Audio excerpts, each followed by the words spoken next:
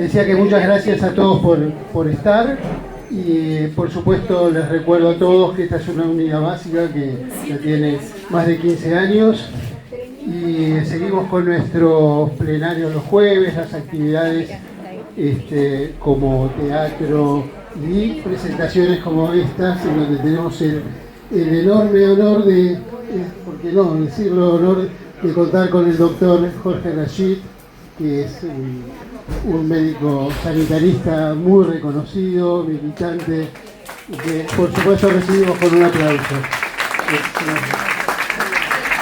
Muchas gracias por venir.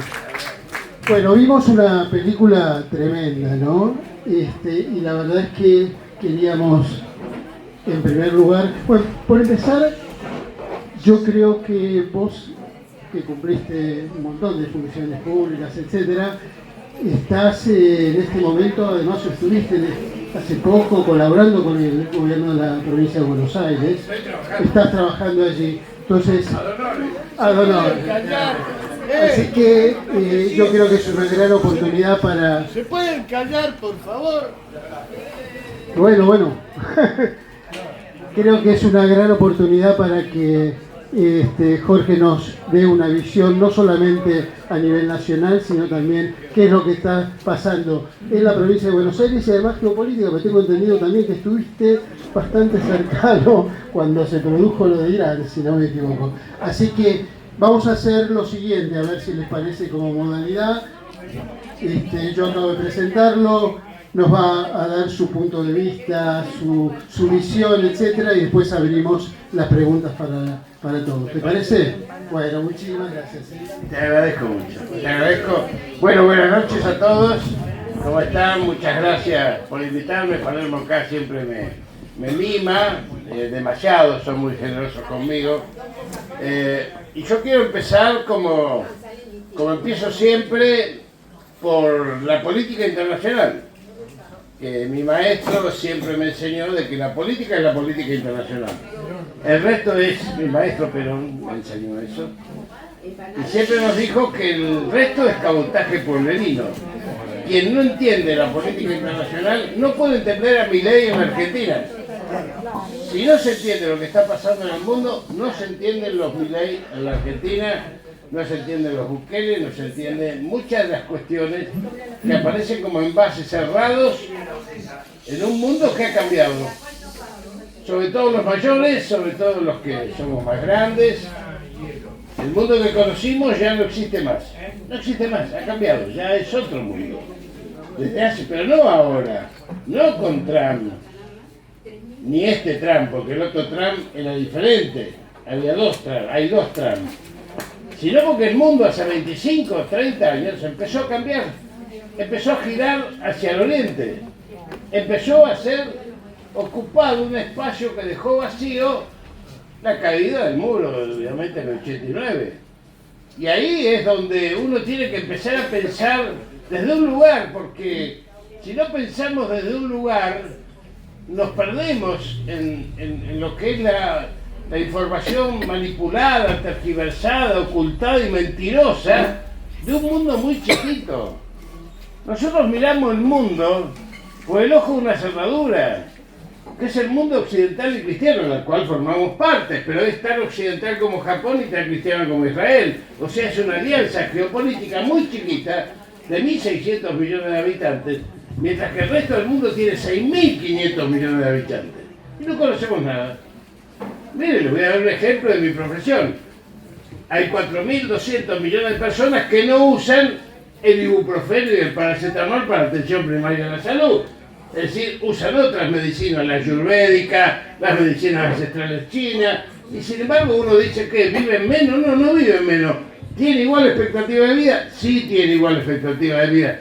Entonces, acá nos está faltando, como siempre en el relato que se apropia el enemigo, una parte de la verdad. La verdad se completa cuando uno tiene toda la información.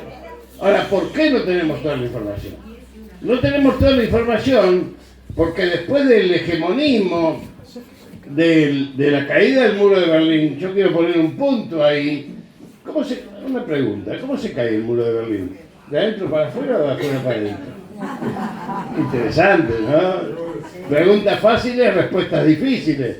Bueno, se cae de adentro para afuera porque Rusia, la Unión de Repúblicas Socialistas Soviéticas, Rusia, se da cuenta que no puede sostener la base de la amplitud de países que tenía que sostener, como hoy le pasa a Estados Unidos, que no puede sostener las 800 bases militares que tiene el mundo. Es decir, es un proceso similar de caída y de derrumbe que está sucediendo hoy en el mundo.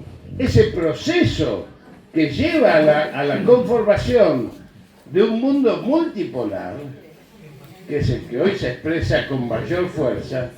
Yo después les voy a dar, si ustedes los que quieran anotar, les puedo dar libros, les puedo dar documentos que son pocos leídos acá. Ese proceso de conformación multipolar empieza a tener colisión muy fuerte con el mundo unipolar. ¿Por qué? Porque el mundo unipolar, Estados Unidos, Israel, OTAN, Inglaterra, que ahora están divididos, ustedes habrán escuchado en los últimos días que Estados Unidos piensa, bueno, este proyecto de Malvinas, hace un año se lo propuso Trump a Milei, diciéndole, vas a poder izar la bandera argentina, claro, la base va a ser de la cuarta flota de Estados Unidos. Pero esto es más, es clarísimo, es un negocio de desplazar la OTAN con la cual está peleada, que la maneja Inglaterra, justamente por tener Malvinas y poner la base de Estados Unidos para apropiarse, como se quiere apropiar de Groenlandia, por el Ártico. La mirada tiene que ser compleja, porque si no es compleja, es la mirada binaria que el enemigo quiere que tengamos. La mirada binaria del bueno y el malo. No hay buenos y malos acá, es toda una lucha de intereses.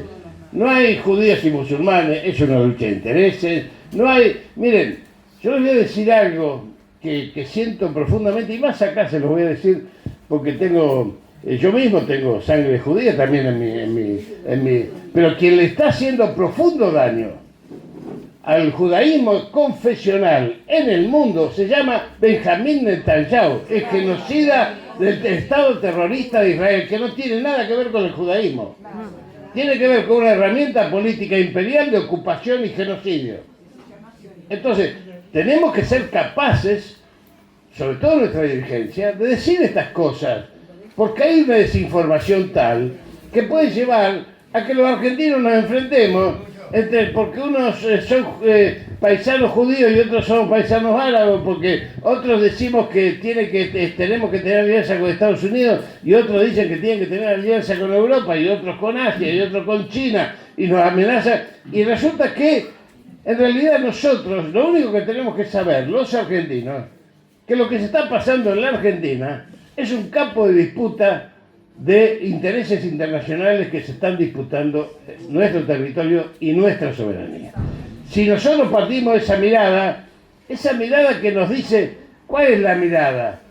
Lo nacional, el universal, hecho con ojos propios. Esto es una vieja frase que recorre ya la literatura, pero obviamente nosotros tenemos que mirar con ojos nacionales. Por eso hoy el campo de disputa en la Argentina no es peronismo, antiperonismo, kirchnerismo, antikirchnerismo, es patrio, colonia, sentimiento patriótico que pueda recuperar las banderas, los valores y las virtudes de una patria consolidada, de soberanía y de justicia social. Bueno, esto se explica justamente por lo que está sucediendo en el mundo. La pérdida de ese hegemonismo por parte de Estados Unidos, fundamentalmente de Estados Unidos, que ha perdido todas las guerras. ¿Quién gobierna hoy Irak? ¿Quién gobierna? Bueno, un gobierno musulmán chiita, aliado a Irán. Para eso mataron 650.000 personas en Irak. ¿Quién gobierna Afganistán? Los talibanes, que están más cerca de Pakistán, que es aliado a Irán, que Estados Unidos, obviamente. Donde Estados Unidos se tuvo que retirar después de 17 años de guerra, vergonzosamente firmando ante Naciones Unidas la retirada para que puedan dejarlos ir. Nunca pudieron salir de Kabul. Destruyeron Libia, un país con el cual fuimos en la gestión de Cristina Fernández de Kirchner. Yo fui a vender medicamentos, con eso le digo todo, porque yo me ocupo de la producción pública de medicamentos, a Libia, un país hermoso, estuvimos con Gaddafi, estuvimos recorriendo, cuando yo llegué se iba Berlusconi, cuando yo me fui llegaba Sarkozy de Francia, los destruyeron, no existe más. Son 3 países. ¿Quién los maneja? 3 tribus que responden a diferentes terminales de multinacionales petroleras. Esto sucede en el mundo. La muerte, yo escribí un artículo ayer o antes de ayer, la muerte, se ha instalado el asesinato como un planteo de resolución de conflictos políticos. Y lo hemos naturalizado. Esto es dramático, no para la Argentina, es para la humanidad, es dramático. Ahora, uno se pregunta, antes de seguir con lo internacional, porque no me quiero olvidar, ¿cómo es posible que el mundo haya callado 2 años y medio el genocidio en Gaza? 72.000 muertos, 2 millones y medio de desplazados, ahora 3.000 muertos en mis pagos, en les pago de mis ancestros en Líbano, con 1.200.000 desplazados, generalmente apuntando a los hospitales, porque este es un objetivo siempre militar hoy en la nueva táctica que están empleando, y nadie dijo nada. La Unión Europea callada la boca, 2 años y medio, el mundo callado la boca, salvo quienes, los países que tenían algún tipo de situación de compromiso con Palestina, y los pueblos del mundo que sí salieron a la calle, en Francia, en España, en todos lados. Ahora, los que tenían compromiso, los países que tenían compromiso con Palestina, son todos terroristas. ¿Cómo terroristas? Son terroristas. ¿Sabe por qué? Porque todos nosotros somos terroristas para el enemigo. Por eso está Thiel en la Argentina. Yo voy y vengo de la Argentina, porque si el despliegue de la política internacional no llega al barrio, no sirve a nada. Hoy está el tipo de la inteligencia artificial que alimenta la guerra, que viene alimentando la guerra en Estados Unidos con los algoritmos, está en la Argentina, compró una casa y al primero que recibió es a Dante Hebel. Entonces, miren, esto que yo les digo, lo sabemos todos. Yo quiero traerle a ustedes un momento de reflexión. Yo no tengo ninguna certeza, tengo información porque la busco, porque la escargo, pero ese mundo que nosotros estamos viviendo es un mundo que se refleja acá y se va a seguir reflejando. ¿Saben por qué cayó el mundo? Por algo que ustedes sí conocen, que son los archivos Epstein. Epstein, un pedófilo cruel, perverso, con prácticas aberrantes, durante toda su vida, se dice que está vivo, que no murió, durante toda su vida hizo estas cosas. Supongamos que yo soy un ladrón de bancos y guardo y firmo todas mis acciones, para que cuando me enganche, yo no pueda decir yo no fui. Bueno, este guardó 1.400.000 archivos. ¿De quién?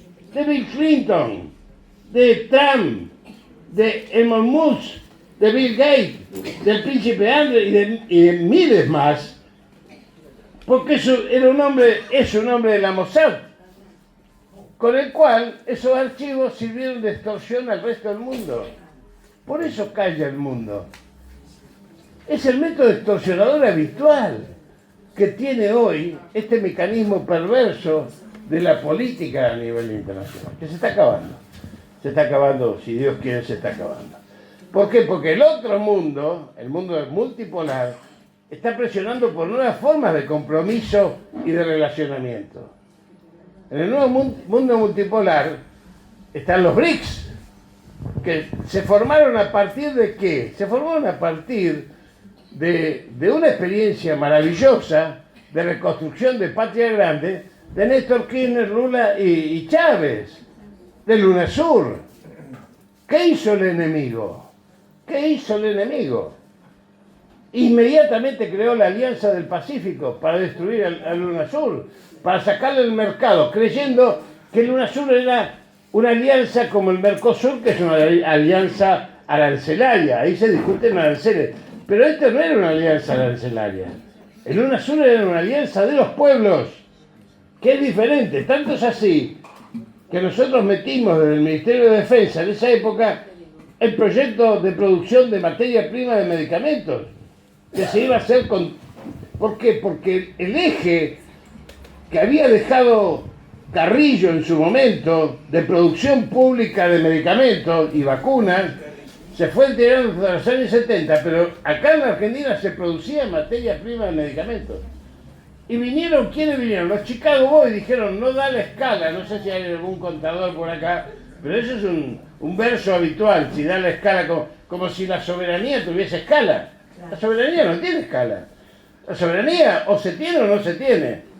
Pero cuando se hizo el UNASUR, rápidamente, quienes propusimos siempre la producción pública de medicamentos y quienes le propusimos a los presidentes hacer la producción para 480 millones de latinoamericanos, que para esto servía, el ISAG. El ISAG. ¿Cómo? Ahí sí que da la escala. Ahí da la escala, claro. Por eso lo propusimos rápidamente. Y no solamente da la escala, sino que lo empezamos a desarrollar porque fue aprobado en la reunión de Lima de presidentes y pusimos en marcha ese proceso. Ahora, también se puso en marcha en UNASUR, que fue lo que más molestó a Estados Unidos, la producción para defensa. Se estaba produciendo el primer avión entre todos los países latinoamericanos que no tenía una sola tuerca que no fuese de Latinoamérica. El agua, me la dejé por acá. Voy a tomar agua porque el imperialismo me pone nervioso. Entonces, la escala significa que cuando uno produce para muy pocas personas, el costo es mucho más alto. Pero si produce para muchísimos millones, el costo es mucho más bajo. Esa es la escala. Eso para los contadores. Pero detrás de eso también está la soberanía. Porque si usted quiere comer milanesa en su casa y depende del carnicero porque no compró la carne, no tiene soberanía para decidir. Por más que quiera comer milanesa, tiene que ir a la carnicería. El carnicero se transforma en su proveedor. Y usted empieza a depender del carnicero para tener un deseo, para tener una milanesa en el plato. Bueno, esto es lo mismo. Acá la soberanía es la capacidad de tomar decisiones sin depender de terceros. Esto es soberanía. Por eso la producción para la defensa, del UNASUR llevaba una escala superior el tema de la confrontación de la patria grande con el imperio anglosajón del siglo XIX, del siglo XX, que podríamos hablar, bueno, igual las próximas 4 horas lo vamos a desarrollar. Y después teníamos algo que sí se desarrolló, pero no en el UNASUR, que es el Banco del Sur. Y esto ya hizo que ya Estados Unidos armase el grupo de Lima, con Trump, Bolsonaro y Macri, junto con el traidor de Almagro, ex canciller de Uruguay, a cargo de la OEA, que destruyeron el UNASUR. ¿Se dan cuenta? El banco, por suerte lo tomaron los BRICS, y hoy es el nuevo Banco de Desarrollo que maneja Dilma Rousseff, uno de los 2 bancos que sustenta los nuevos sistemas, que probablemente ustedes no lo sepan, ahora se los voy a decir, junto con el Banco Asiático de Infraestructura e Inversión de los chinos y de la Organización de Cooperación de Shanghái. Ya estoy con los BRICS, la Organización de Cooperación de Shanghái, a la que se sumó la ASEAN, la Asociación del Sudeste Asiático, que han construido una nueva plataforma diferente al SWIFT. A lo mejor muchos de ustedes no saben lo que es el SWIFT, yo se lo explico. El SWIFT es el sistema de clearing bancario que sostiene el dólar. Bueno, los chinos, 6.500 millones de personas, construyeron ahora otro sistema bancario de clearing que se hace en monedas locales, transformadas, pueden ser yuanes, rublos, pesos argentinos, reales, lo que sea. Esto es lo que ha hecho que el dólar a nivel internacional, comercial, que antes tenía el 85-90%, hoy tenga menos del 55%. Y esta es la desesperación de Trump. Claro. Trump no actúa ni por convicción, actúa primero porque es un mercachifle. Está acostumbrado, como buen mercachifle, pide 100 y después negocia por 10. Es como todo mercachifle. Vaya a comprar tela acá a mis paisanos y se va a dar cuenta acá en el 11, digamos. Le piden 10.000 pesos la tela y se la venden a 1.500. Bueno, Él hace lo mismo con los aranceles, extorsiona, presiona, y encima es un bocón. O sea, un mercachifle bocón. Trump está desesperado porque el Trump anterior había sido el primer presidente en 60 años de historia de Estados Unidos que no había iniciado una guerra. Esto había sido Trump antes. Entonces, ¿qué hace Trump? Promete la paz, promete la industrialización, no como Milei, promete la recuperación de los puestos de trabajo en Estados Unidos, promete traer las empresas deslocalizadas, las que se fueron. ¿Cuándo se fueron las empresas? Bueno, ahí vamos a retroceder un poquito en la historia. Yo soy muy loco, voy y vengo, parezco un ferrocarril que se sale de la vía. En los años 70 había dos discusiones. Una discusión la estaba dando Eugene Brzezinski, que escribió algunos libros, el asesor de Carter en ese momento, después asesor del asesino de Kissinger, que premio Nobel de la Paz, como corresponde, mató más de 1 millón de vietnamitas. Si matas a 1 millón, te tienen que dar el premio Nobel de la Paz. Como Obama mató 2 millones, tienen que dar el premio Nobel de la Paz. La discusión que instala Brzezinski es, antes que caiga el muro, ¿cómo hace Estados Unidos para conservar y aumentar su hegemonía? Y esto es muy importante lo que les voy a decir, desde mi punto de vista, porque sobre todo lo que yo digo es relativo a mí y está todo para discutirse, digamos, yo no tengo ninguna verdad, digo lo que yo leo, estudio de la mirada que tengo. Y ahí Brzezinski dice, la única manera de conservar el hegemón, él lo llama así, el hegemón, es avanzar hacia Eurasia. Y la otra discusión que se da en paralelo en los años 70 es la discusión que se estaba dando en China, que era la discusión del Congreso de China, que tiene 10.548 diputados nacionales electos por el pueblo en cada localidad. 10.548, difícil para la rosca de Pichetto. Eso. Desde ya le digo que ahí estaría perdido Pichetto para crear la línea del centro, a los federales, qué sé yo. Pero va a ser el chiste que digo para distender un poco. En esa discusión, Deng Xiaoping y Xi Jinping, que no es este es Xi Jinping, yo no sé cuál es la diferencia, pero hay un par de veces. No, mira, es otro tipo, porque de los años 70 hasta ahora, me parece que no estaba. Pero hay una discusión en donde Deng Xiaoping larga una pregunta tan sencilla como la que dijimos recién después de hace un rato del muro. ¿Cuál es la fortaleza del capitalismo? Dice Deng Xiaoping. Un congreso multitudinario. El Congreso responde en sus comisiones que es la plusvalía. La plusvalía que el capitalismo se apropia entre el capital y el trabajo, que es la vieja teoría, digamos, marxista, del materialismo histórico, como bien dice la compañera. Entonces, dice, bueno, Deng Xiaoping, ahí sale la frase maravillosa de Deng Xiaoping, dice, si esa es su fortaleza, también es su debilidad. Es el carnicero que yo te decía recién. Si tiene esa fortaleza como única fortaleza, robémosle la plusvalía y la traigamos para acá. Que es ahí cuando empieza la deslocalización de las multinacionales, de lo cual se da cuenta ¿quién? Nixon, pocos años después, que es cuando Nixon deja de reconocer a Taiwán como China y abre las puertas para China. ¿A cambio de qué? A cambio de cambiar el patrón oro por el patrón dólar. Esto fue una estrategia. ¿Por qué? Porque se venía en China un proceso de incorporación de capas medias que obviamente en los últimos 15 años se incorporaron a las capas medias 650 millones de chinos. Esto es un impacto en el comercio mundial de la demanda que es impresionante. Entonces el mundo gira hacia ahí porque no solamente gira por cuestiones ideológicas, por cuestiones geográficas, gira por negocios, gira por el comercio, gira por la realidad propia de los países que van creciendo y van incorporando demanda. Ahora son 800 millones lo que ha incorporado China a las capas medias. Fíjense, dos discusiones de los años 70 que se trasladan al día de hoy. ¿Por qué? Porque si ustedes ven lo que pasa en Ucrania, por ejemplo, cuando cae el muro de Berlín, en Ucrania, ya voy a llegar al barrio, voy a llegar a la Argentina del barrio, después voy a ir bajando, no se hagan problemas porque si no no me alcanza la frazada después para tapar. Pero la verdad es que en el año 89, cuando cae el muro, la OTAN tenía enfrente al Pacto de Varsovia, por eso existía. Bien, ¿cuántos países eran? 21. 21 países.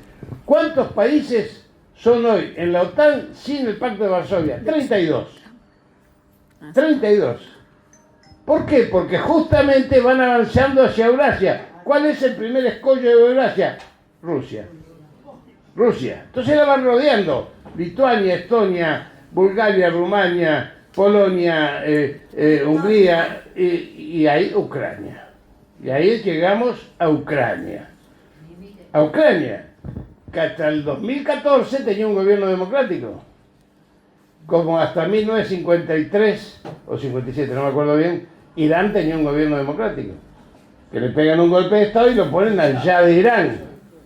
30 años de asesinatos, saqueos, extracción de petróleo, y por eso quedaron tan heridos con la revolución de Khomeini y pasamos a ser todos terroristas a partir de esa revolución islámica.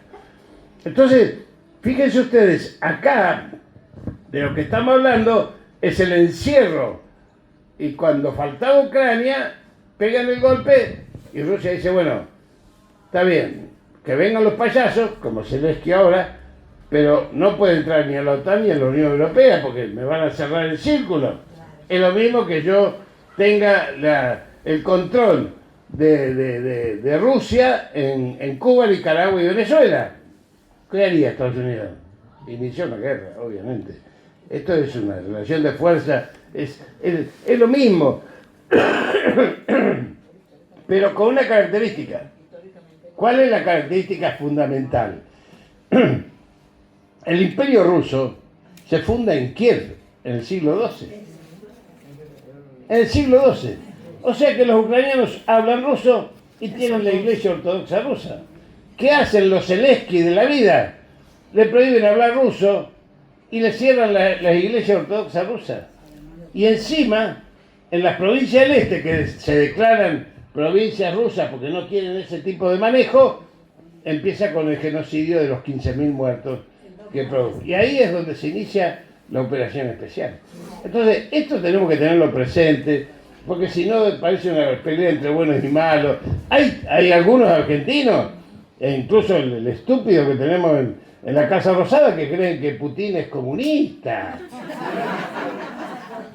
Creen que Putin es nada más lejos, pero no del comunismo, del socialismo, ni del progresismo, ni del centro. Putin es un conservador nacionalista puro, de lo más ortodoxo y duro que puede haber en el mundo. Pero hay tal dificultad de comprensión, sobre todo los ignorantes, como los que tenemos acá gobernando, que producen este tipo de situación. Rusia firma el convenio de que no va a ser así. Y Angela Merkel dice en un reportaje en aquella época que, bueno, nosotros lo firmamos para ganar tiempo. Para ganar tiempo.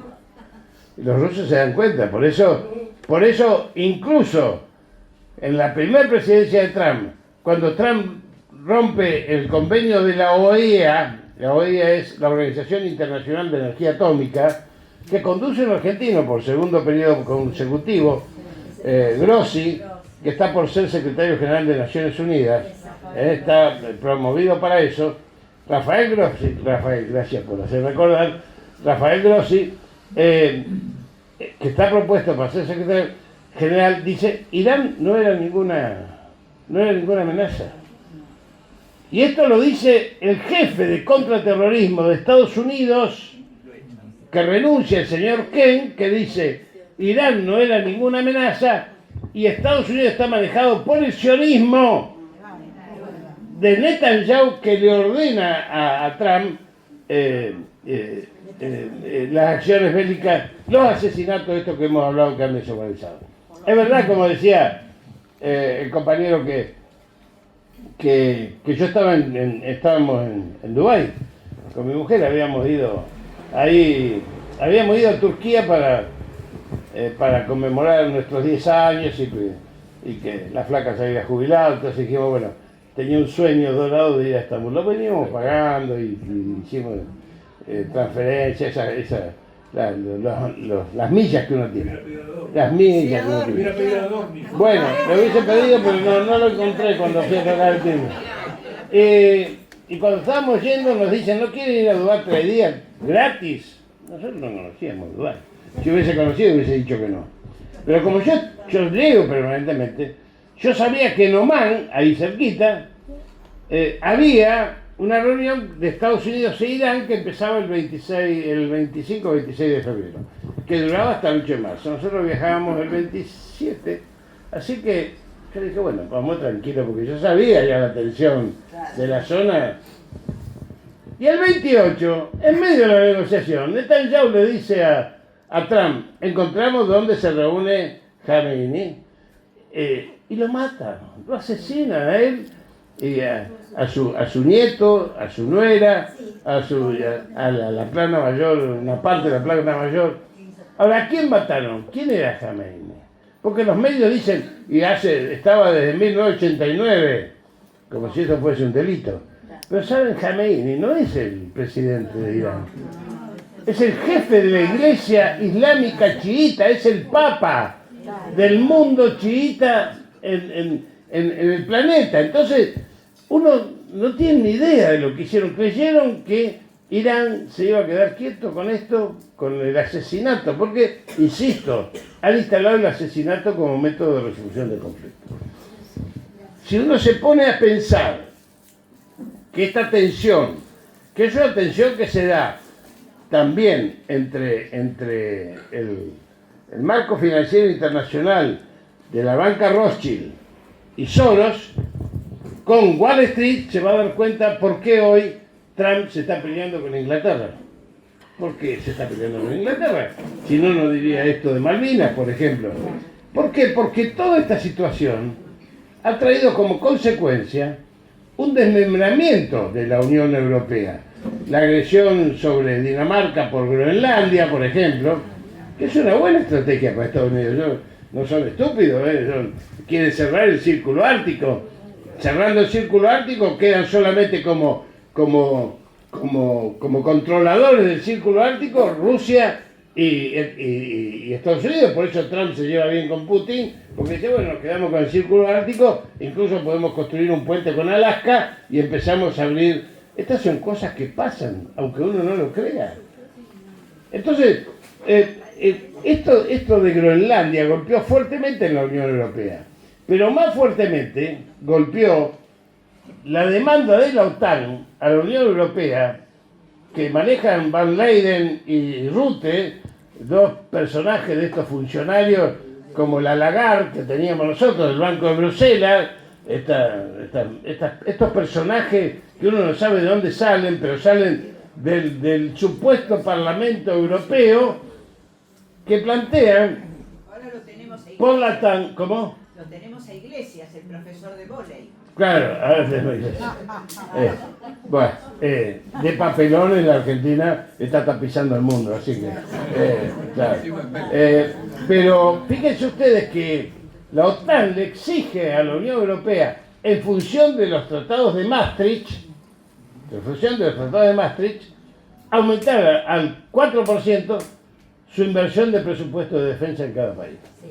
Y los países empiezan a corcovear. Porque lo primero que hacen muchos es bajar la inversión social para poder dar respuesta. ¿Quién compra las armas que producen? Estados Unidos. O sea, este es un juego de doble rasero.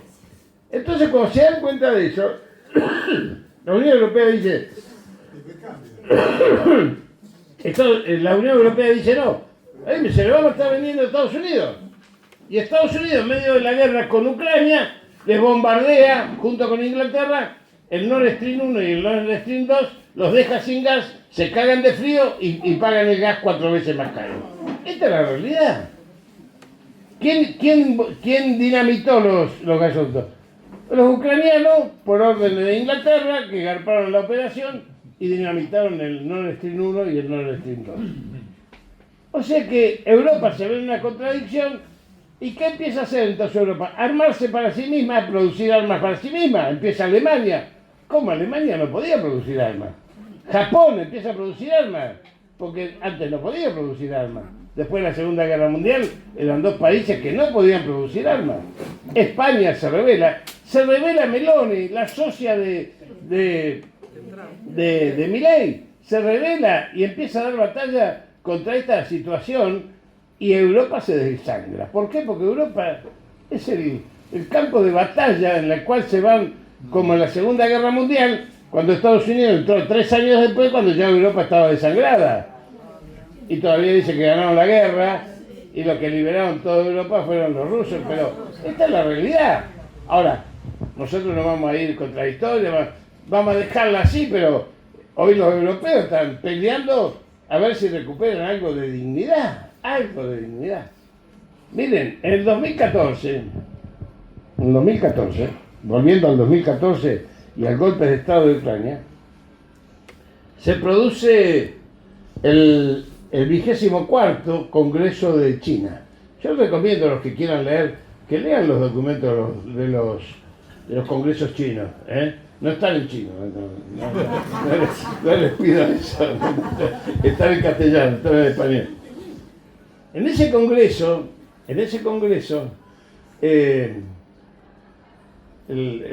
los chinos deciden traer los planes que tenían para el 1027 al 2014, con una discusión de por medio.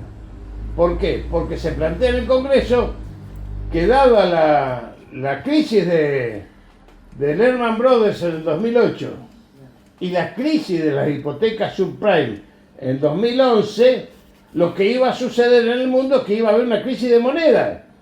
Ellos tenían previsto en el 2027 instalar el yuan como moneda de cambio, pero se dan cuenta que tienen que adelantarlo, porque esto viene en caída. A partir de ahí crean el Banco Asiático de Infraestructura e Inversión y obviamente empieza a cambiar el eje de la relación entre el dólar y las monedas locales. El primer acuerdo es entre Rusia y China por 400.000 millones por 20 años de gas y petróleo entre rublos y yuanes. Esta es la primera señal. Pero en el 2014, en ese congreso, para que tengamos una idea, el instrumento con que crean el Banco Asiático de Infraestructura e Inversión es el 15º plan quinquenal consecutivo. Plan quinquenal. A muchos nos martilla la cabeza. ¿Cuándo empieza el primer plan quinquenal de los chinos? Mao toma el poder en 1949, después de la larga marcha. Le recomiendo un viejo libro de Mao que es maravilloso, se llama Cerca de la práctica a propósito de la contradicción. El que quiera meterse en la filosofía china es maravilloso. Otro libro que les recomiendo es El pájaro en su jaula, de Giordano, que explica todo el proceso económico chino. No estoy haciendo la apología de chino, digo, hay mucho material para leer y para estudiar sobre la situación que se van desarrollando, las situaciones que se van desarrollando. El 15º plan quinquenal, el primer plan quinquenal de los chinos, es en 1951 cuando Perón estaba inaugurando el segundo plan quinquenal. Fíjense la fractura que significa en la historia las determinaciones del colonialismo para impedir y clausurar los procesos de desarrollo autónomo de los pueblos. Y esto me parece que es central pensarlo de esa manera, porque ahora acaban de aprobar el 17, que es del 2026 al 2030, pero los planes son hasta el 2050. En esos planes están cómo desarrollar la ruta de la seda, la terrestre y la marítima, que la tienen bien desplegada, la ruta del Ártico, que la están desarrollando junto con Rusia, y han instalado una planta de gas natural licuado con Francia en el Ártico, que les disminuye los costos muchísimo porque no necesitan procesos de enfriamiento de alto consumo de energía. El mundo está evolucionando en función de la energía.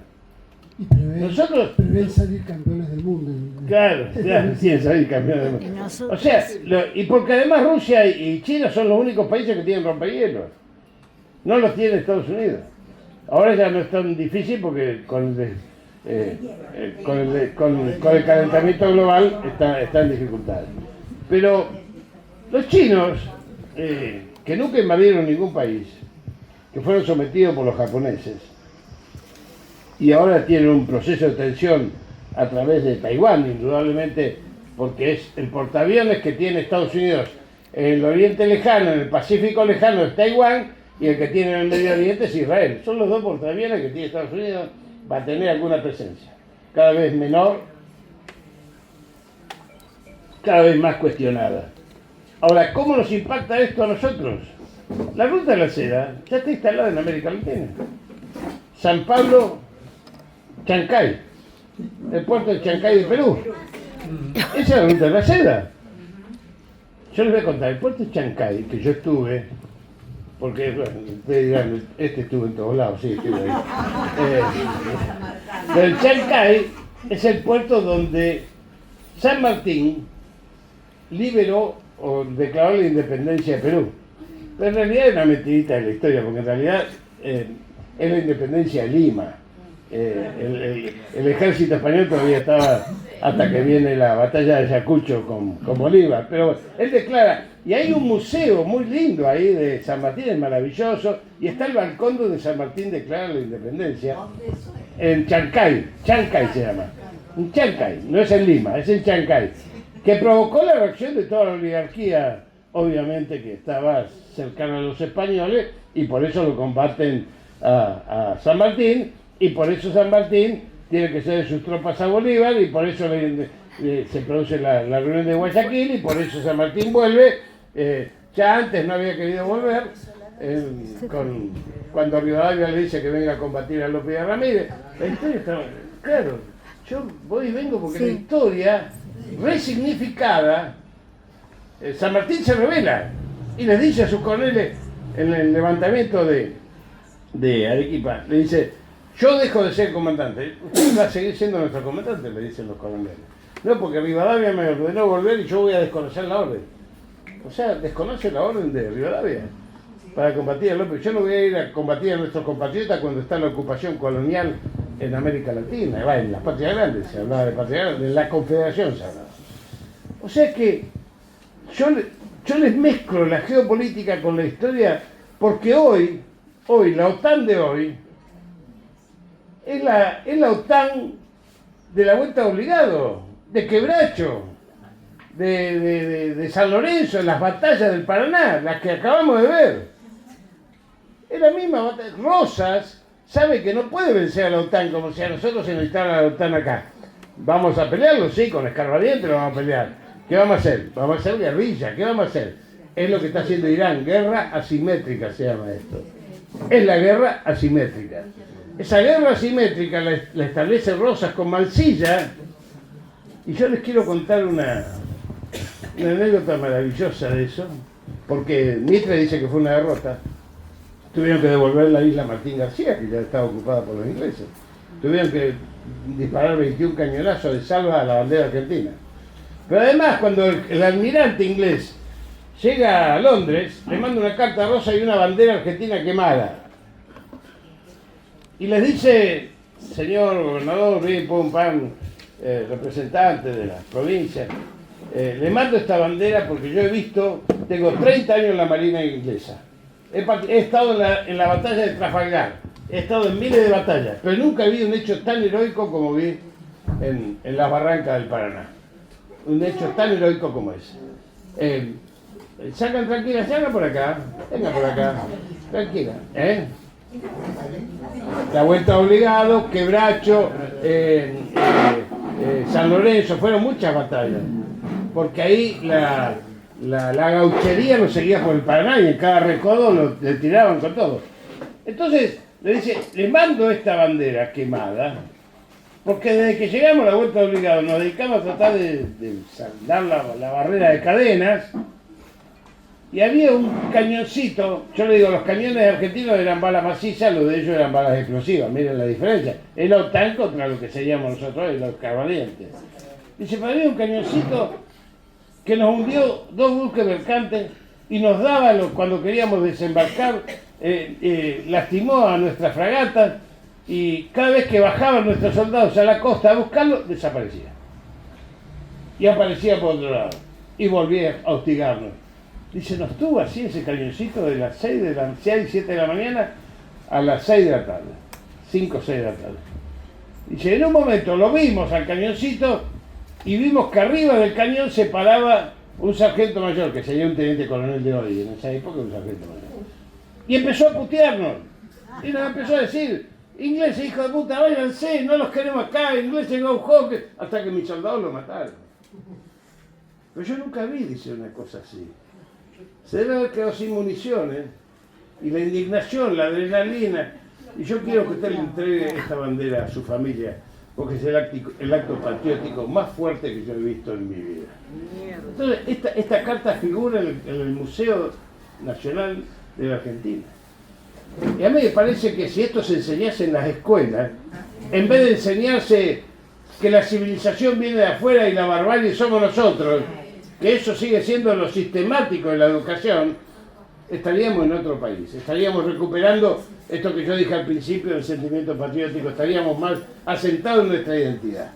Porque nuestra identidad y nuestra memoria hoy está absolutamente comprometida. Porque los procesos coloniales lo que hacen es intentar borrarla. Ya lo hizo Macri, acuérdense con los billetes.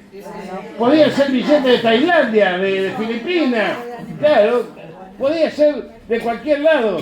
Entonces, los procesos coloniales vienen a borrar esa identidad, esa memoria. En una Argentina con una democracia debilitada. Con esto voy cerrando, digamos, para que después puedan hacer preguntas, si quieren. La democracia argentina es una democracia otorgada por el enemigo, por el consenso de Washington. ¿Alguno leyó el consenso de Washington? ¿Alguno lo leyó?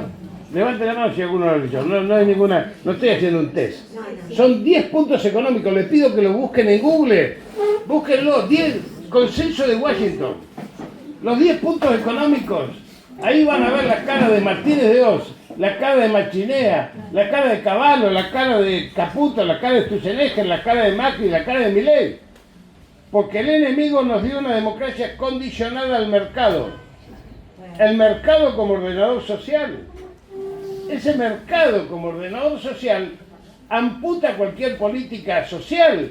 Porque si el mercado es el que ordena, lo que ordena es el mercantilismo y el lucro, no los derechos sociales y mucho menos la solidaridad social compartida. Entonces, a partir de eso, viene un proceso donde desaparece del vocabulario de la democracia la palabra enemigo. ¿Cómo desaparece? Y desaparece la palabra patria. Esta es la verdad. Hay que decirlo, nuestros dirigentes se acotan a eso.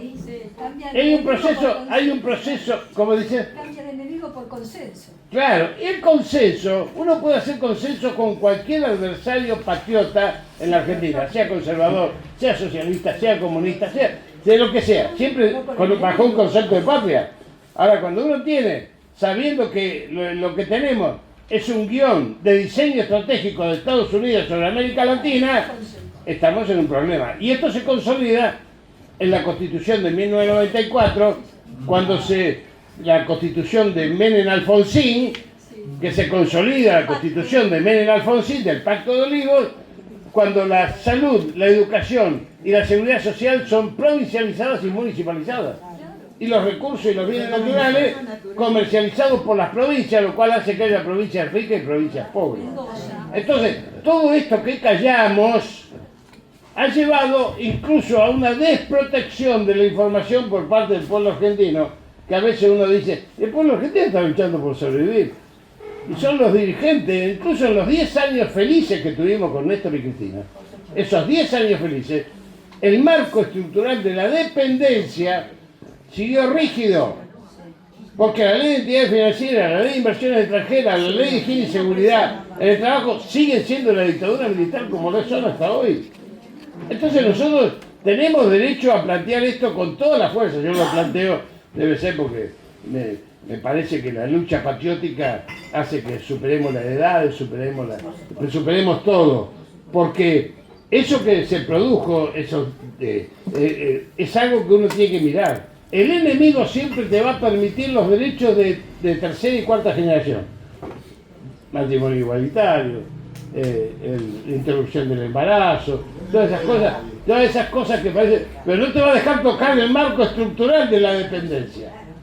Y es ahí donde tenemos que ir, porque la Argentina corre peligro, está en la ley bases el peligro en la Argentina, en las cuatro zonas económicas.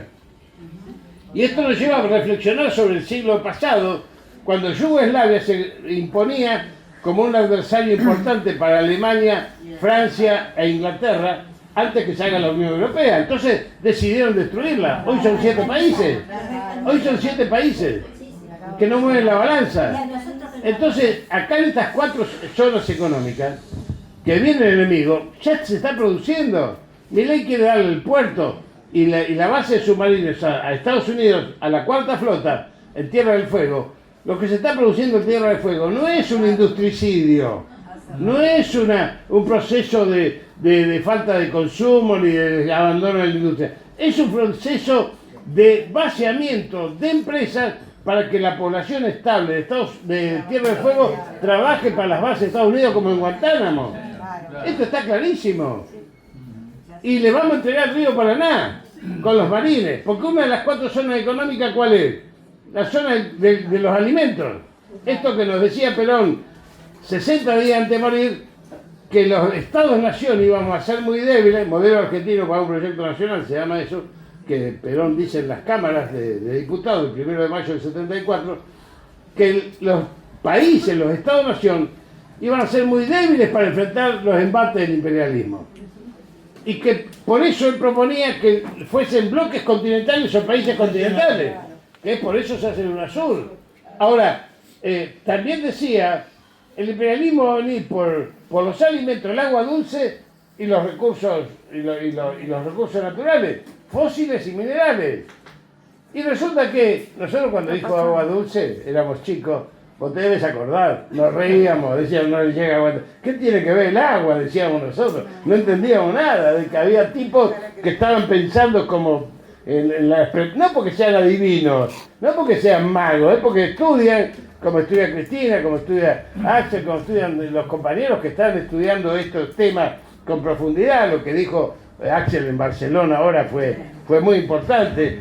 Las clases de geopolítica de Cristina son muy importantes. Hay algunos estúpidos que quieren hacer pelear a Cristina con Axel, una estupidez absoluta del canibalismo interno. Nosotros no estamos en esa, creo que eso hay que evitarlo porque el único enemigo es Milei. Las 4 zonas económicas son la Patagonia Austral, Mar Austral, reserva proteica del mundo, en un mundo que tiene hambre. Proyección Antártica, donde vamos a perder la Argentina bicontinental de Perón, que es la Argentina bicontinental, tiene el centro de gravedad al norte de las Islas Sandwich. La Argentina continental está en Río Cuarto. Fíjense lo que significa esto.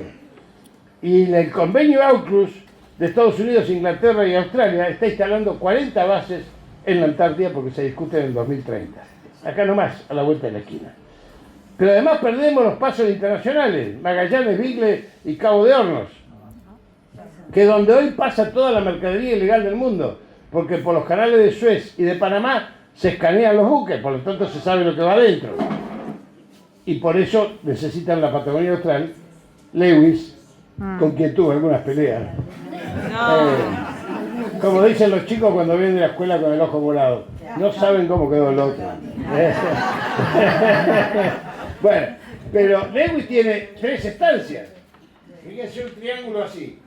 Una estancia a 6 kilómetros de Chile. La otra estancia a 400 metros del mar. En el mismo paralelo acá. En el mismo paralelo.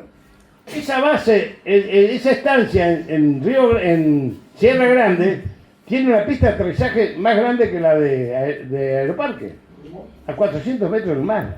Autorizado por la ANAC. Y en la punta, allá abajo, está Punta Magallanes. Ese triángulo se llama Patagonia Austral y tiene 2.800.000 hectáreas en manos de extranjeras ya. No son los israelíes que todavía no vinieron, son los qataríes, son los árabes, son los Benetton, son los ingleses, son los norteamericanos, son los Turner, son todos los que conocemos de miles y miles de hectáreas extranjerizadas, porque no hay una ley de tierra como las que nos merecemos, y que pedía Artigas. Mire cómo bajo la historia, ¿no? Artigas pedía una reforma agraria en 1813 y por eso no lo dejaron entrar al Congreso, porque pedía el traslado de la capital y la multiplicación de los puertos. Pero fíjense ustedes que entonces esa zona es una, la otra zona es la Nueva Patagonia, Neuquén, Río Negro, Chubut y La Pampa, por donde pasa el gasoducto Néstor Kirchner. Chapó para el gobierno de Alberto, que lo hemos puteado tanto. Yo no le compraría un coche usado a Alberto, pero el canibalismo que hicimos nos trajo a Milei. Nunca nos olvidemos de eso. No nos olvidemos de eso. Entonces, ese gasoducto que se hizo en 720 días, dio trabajo a más de 30.000 personas.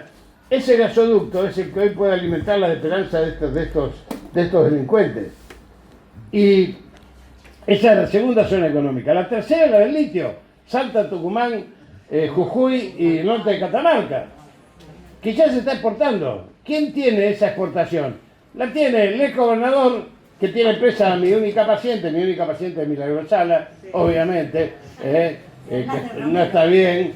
Y que, ¿cómo? ¿Hablas de Romero? No es Romero.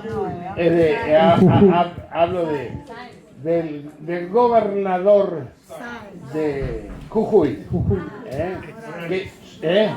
Claro, el inmoral que era socio de los de Ledesma, Blaquier. Junto con Uturbey, los tres socios que están explotando el litio. Todos lo sabemos, está todo ahí. Y Uturbey. Les cuento otra anécdota porque a mí me gusta reírme un poco con los compañeros. Chicas, yo estaba mucho en Jujuy por Milagro, hace 10 años y medio que la atiendo, la verdad que Milagro, pobrecita. No está enferma, está rota, que es diferente. Está totalmente enferma, está rota. Psicológicamente. Está en La Plata, lo tengo en La Plata, se la pude robar a Jujuy, pero vienen los fiscales, nos peleamos con los fiscales, es una cosa infernal. Pero les quiero contar esta nota porque define también. Un día viene un compatriota nuestro, quechua, chiquito, y me dice, che turco, porque siempre me tratan con respeto a mí, ¿no? Che turco, dice, tengo una información para darte. No me digan. Sí, dice, se reunieron en Uturbey, Morales y el del Ledesma. Blaquier, que veraneaba con 5 barcos en Punta del Este. Ustedes saben que veraneaba con 5 barcos de 21 metros de eslora. Un barco para él, un barco para los 3 hijos y otro para el personal de servicio. Sí, así. Pero Blaquier murió. Sí, murió. Entonces me dice, tengo una información para darte. ¿Sí? ¿Qué información? Mirá, estuve en un asado de ellos y escuché algo de la Barry Gold de Canadá. Ajá. Y le digo, ¿vos cómo escuché? Y yo era el asador. Ah, no me digas. Sí, yo era el asador.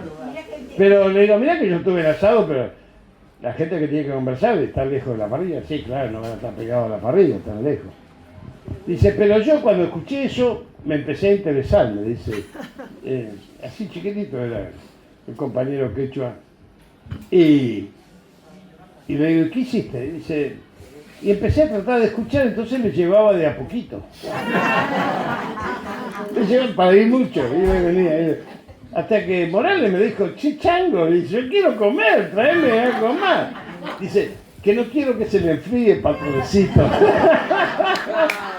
Es maravilloso. Bueno, pero esto existe en la comunidad. Tenemos que poner el oído en la comunidad. Porque si no nos vamos a quedar sin patria, hay que escuchar mucho. Sobre todo quienes militamos, tenemos que saber que solamente la herramienta de comunidad organizada el día de mañana nos puede dar respuestas, y si la unidad del campo nacional y popular tiene objetivos estratégicos, no objetivos electorales. Una lista electoral no garantiza Los objetivos estratégicos. Los objetivos estratégicos los garantiza una conducción clara, con objetivos estratégicos que recupere la Argentina bicontinental, que vuelva a los BRICS, que reconstruya el UNASUR, que derogue las leyes de la dictadura militar, que recupere el río Paraná, que drague el canal Magdalena, que recupere esto que vimos hoy en la pantalla, que vaya una nueva ley de tierras, que vaya una reforma tributaria, una reforma penal y una reforma constitucional si hay mayorías construidas, porque la constitución esta es una constitución que nos hace dependientes. Por eso la militancia, y siempre le digo lo mismo a los compañeros y se los quiero transmitir con todo el corazón, la militancia es un proceso de siembra que no espera cosecha, porque si espera cosecha es una bolsa de trabajo. Y esto es lo que ha pasado en los últimos años en la Argentina. Necesitamos siembras que recuperen la utopía y la esperanza para volver a creer en el pueblo argentino, transmitiéndole esto con alegría para poder hacer aquello de liberación o dependencia nuevamente el marco de referencia de nuestra lucha. Muchas gracias. Muchísimas gracias.